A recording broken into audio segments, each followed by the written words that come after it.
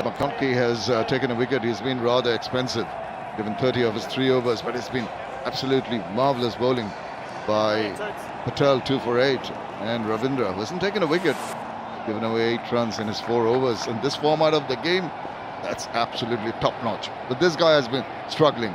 Colin de Grandhomme hasn't had many wickets, hasn't had too many runs.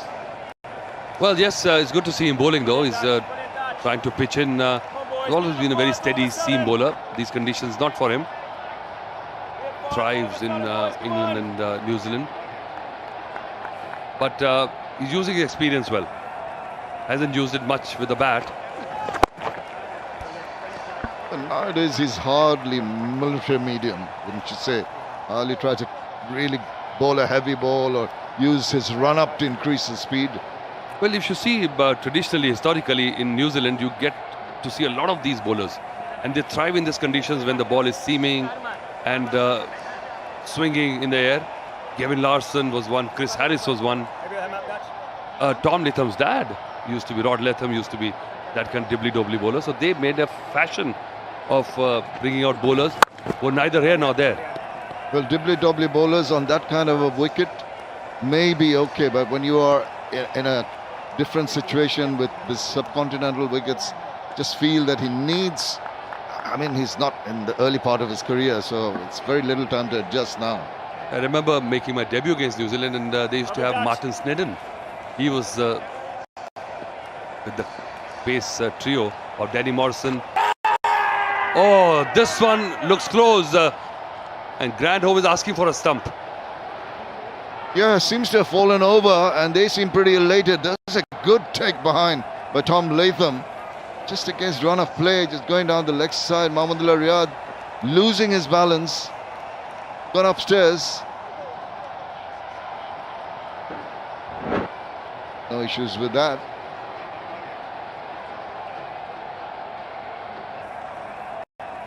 So he'll be happy if he can get that wicket. Decent partnership prior to that. Just falling over now. Where was his foot? Did he have? We'll wait and see. Maybe ultra edge they're looking at initially for a catch. Yes, I think the stumping appeal will be better gauged by the side view. We're looking at if there was some contact between the bat and the ball.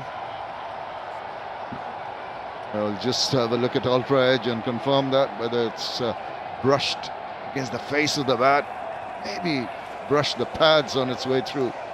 Here it is, as it goes past. It's a flat line, maybe a brush. Well, there's a faint sort of sound after, well after it's passed. And I thought it brushed against the pad. And now, what we're wondering about, oh, there's going to be touch and go. Oh, it's what seems to be on the line. I've got a feeling of deja vu. We had a similar call in one of the earlier games also. And you thought that the benefit of the doubt should go to the batsman. Similar kind of situation. Oh, it's not going to give us a good picture and give us a good thing to take a decision on from this frame. Well, we need the magnifier out. Well, it's a tough call for the third umpire. We won't get a good view. This is a good view. And there seems to be... But from this angle, I think he's safe. I think Masudur Rahman Mukul, the third umpire, will be going in favour of the Bangladesh captain. That's what I think, but just a little bit behind, enough to save him. Well, this is a perfect angle to decide, and then it's pretty much clear that he cannot be given out.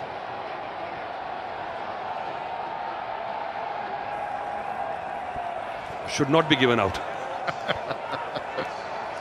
Well, let's wait and see. Another angle requested by the third umpire. Yeah, that's pretty clear. I think tells you that he had a bit behind the line. Yeah, maybe the first angle on the left of screen left a little bit of a doubt, but that one on your right is pretty clear for us anyway. Even the width of her hair behind the line is good enough. More than a width of a hair. Atul. He's taking his own time. He's want to be pretty sure. Well, I think it's going to be in favour of the batter. There it is. The green not out comes. Much to the relief of the skipper. And he goes on his merry way. He's built up a wonderful partnership so far. 32 of 46 balls when the team were tottering on 32. Lost 2 quick wickets. But since then, Naeem Sheikh and his skipper have just steadied the rocking boat. Yes, 30 runs required in 38 deliveries. Wicket-keeper standing up. Not much leverage for the batsman to move around. Probably try and step on and reach the pitch of the ball. Beautiful, Dutchie. That nagging length, which especially on this pitch becomes all the more effective. Followed by a ground home. You know what speed the last ball was? Just 100 clicks. He's a pace bowler. Well, that's one of the faster deliveries of a spinner. Yes, indeed. Or one of the slowest for a pacer. Full toss. Just surprised the batsman. Couldn't put it away in the gaps. সাবান বা সাধারণ